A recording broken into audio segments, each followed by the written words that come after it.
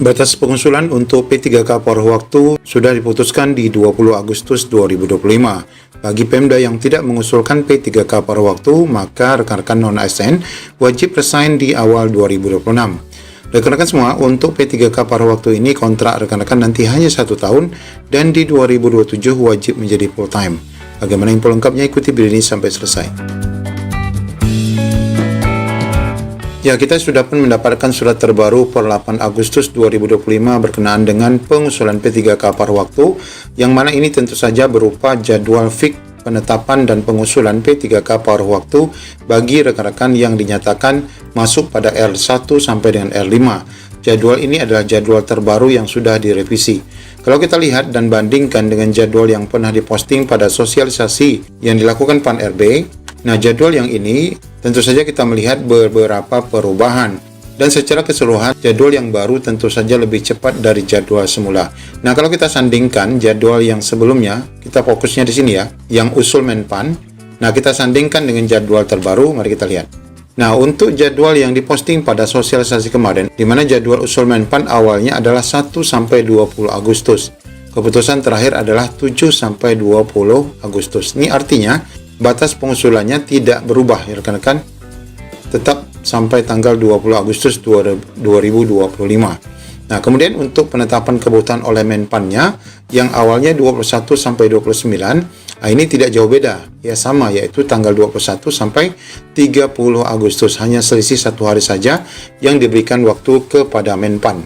Kemudian pengumuman alokasi yang berisi nama-nama rekan-rekan yang sebelumnya tanggal 30 sampai dengan 8 September ini dipercepat ya. Setelah ditetapkan oleh Menpan, ini boleh langsung diumumkan, yaitu di tanggal 21 sampai dengan 1 September. Jadi hanya selisih 1 hari saja dari penetapan kebutuhan oleh Menpan. Yang sebelumnya jauh sekali ya, di akhir bulan sampai dengan awal bulan September. Jadi ini lebih dipercepat. Nah, dengan demikian pengisian DRH juga dipercepat. Yang awalnya kita lihat adalah 9 September, ini dimajukan menjadi 23 Agustus, hanya selisih 1 hari dari pengumuman nama-nama. Dan bahkan waktu pengisian DRH-nya juga dipersempit ya, hanya sampai 15 September, tidak sampai 1 bulan. Kalau ini kan 1 bulan. Nah, kemudian pengusulan NIP-nya juga dipercepat, yang sebelumnya akan dimulai di 10 Oktober sampai 20 Oktober. Ini dipercepat juga, yaitu mulainya sama 23 Agustus sampai dengan 20 September. Demikian juga dengan penetapan NIP yang awalnya 13 Oktober ya sampai dengan 29 Oktober, ini dipercepat menjadi 23 Agustus sampai dengan 30 September. Rekan-rekan semua, penetapan NIP ini di 30 September, Oktober itu sudah batas terakhir. Oktober batas terakhir untuk rekan-rekan pengangkatan, tapi rasa-rasanya pengangkatan rekan-rekan ini tidak akan tuntas di Oktober, November, Desember. Jadi pahit-pahitnya adalah sampai 2025 akhir pengangkatan rekan-rekan. Nah, tentu saja rekan-rekan ini setidaknya sebagaimana kita sudah pernah bahas, akan di TMT dan mungkin di SPMT kan juga di awal 2026. Nah, di awal 2026 itulah rekan-rekan akan resmi menjadi P3K paruh waktu. Dan perlu kita ketahui bahwa rekan-rekan hanya menjadi paruh waktu itu hanya 1 tahun ya. Dan selanjutnya di 2027 akan dijadikan penuh waktu. Nah, di mana kita bisa lihat, yaitu di bagian ketentuan kontrak dan SK P3K paruh waktu. Sebagaimana ada pertanyaan di sini, pada mekanisme tertulis kontrak 1 tahun.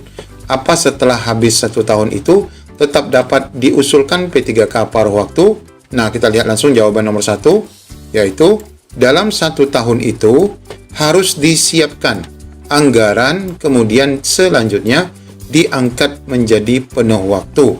Jika tidak, maka instansi dianggap tidak memiliki kebutuhan.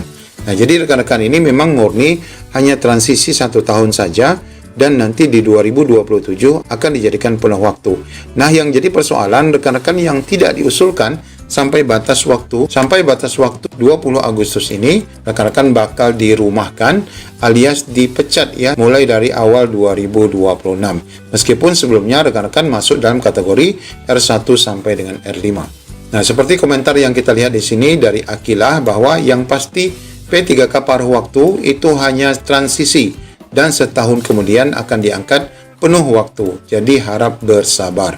Insya Allah ya, semoga tidak ada perubahan ya, sebagaimana yang sudah ditetapkan oleh PAN-RB. Nah, dengan majunya jadwal tadi Bapak Ibu, Nah, ini tentu saja menjadi sangat mepet jadwalnya. Sebagaimana disebutkan di sini, aliansi R2 R3 bersuara ya dengan adanya jadwal terbaru ini. Menpan RB ini telah pun mengumumkan jadwal pengadaan P3K paruh waktu dalam surat tertanggal 8 Agustus 2025. Merespon hal tersebut, Ketua Umum Aliansi R2 R3 Faisal Mahardika menyambut baik langkah cepat Menpan RB. Namun dia berharap hal tersebut tidak sekedar mengeluarkan edaran, karena semuanya tergantung kepada Pemda. Hal inilah yang merisaukan honorer R2 dan R3. Ibu Menpan harus ikut mengawasi jalannya pengusulan dan memastikan setiap daerah menjalankan sesuai aturan dan tahapan, kata Faisal. Ya, sebagaimana kita sudah bahas sebelumnya, yang sudah beberapa daerah mengusulkan itu adalah secara resmi kita dapatkan dari Provinsi Jawa Timur.